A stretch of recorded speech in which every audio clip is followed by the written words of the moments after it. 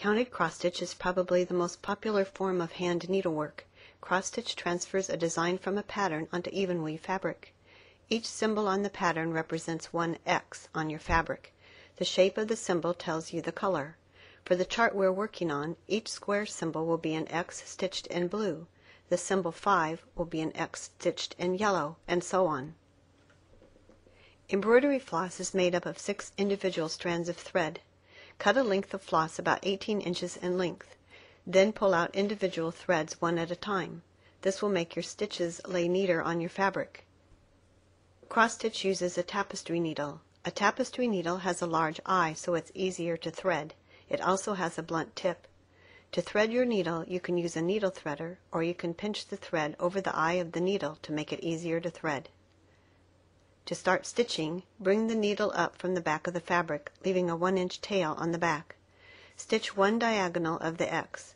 Stitch over the tail of thread on the back for the first few stitches. Never use knots on the back of your fabric. Continue to stitch just half of the X for the entire row. When you reach the end of the row, work back, completing the X.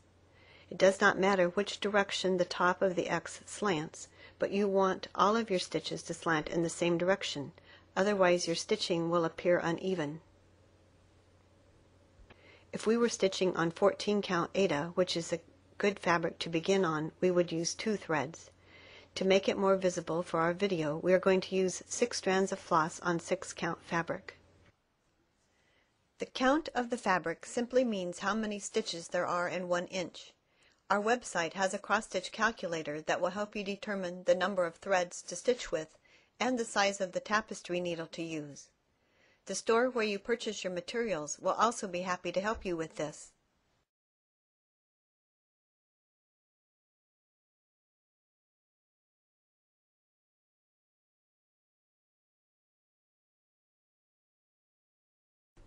When you've completed all the X's on the first row, simply drop down 1 row and stitch the next row.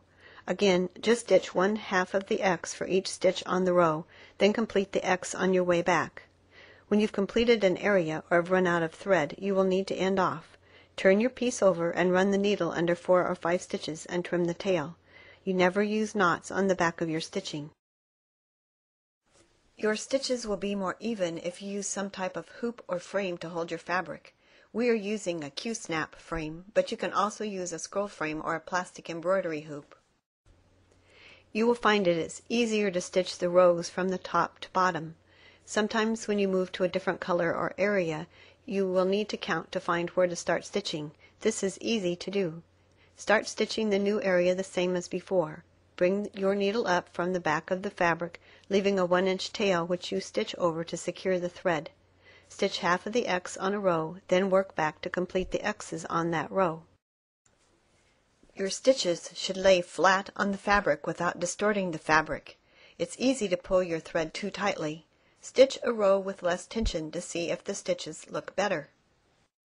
If you run out of thread before you complete an area, just run your needle under a few stitches on the back to end off. To start stitching again, you don't have to catch the tail like we've shown before. All you need to do is run your needle under a few stitches on the back of the fabric, similar to how we ended off, and continue stitching. Keeping your stitching neat on the back will help when you try to frame or finish your project. In addition to the regular cross stitch, many designs will call for back stitching. Back stitching is a running stitch used to outline a color or to make lines. Back stitching is always done last.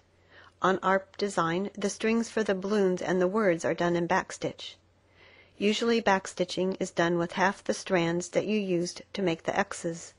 Start by anchoring your thread as before. When you backstitch, you make a stitch for each time the pattern crosses over an intersection of the grid on the graph. Usually you will not skip over more than 2 spaces, but that depends upon your pattern.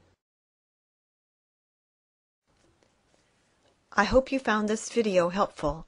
A printed version of this lesson is available on our website. Be sure to visit your local needlework store. They love stitching and will be happy to answer any questions. They can also help you find that perfect project to get started stitching.